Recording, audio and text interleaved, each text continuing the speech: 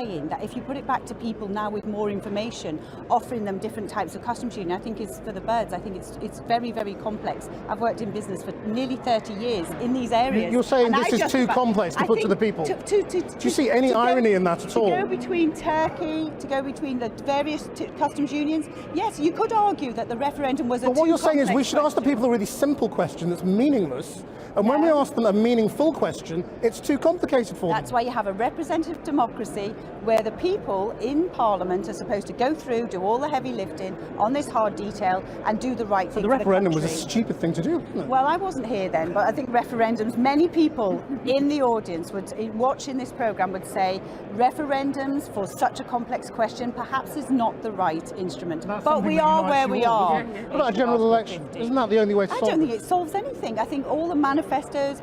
Because you wouldn't win? No, the problem in here is a hung parliament. Getting anything through in a hung parliament with, quite frankly... So you think the Conservatives would not win the next election? I do think we would, actually. You'd be hung again? I don't know. Honestly, the winds of Brexit would change, and I don't know what would happen actually to our political system or what would happen in a general election. Nobody could take anything for granted because there's a new game in town, which is whether you will leave and remain, whether your constituency MP has respected your what you wanted. Should Theresa May go now?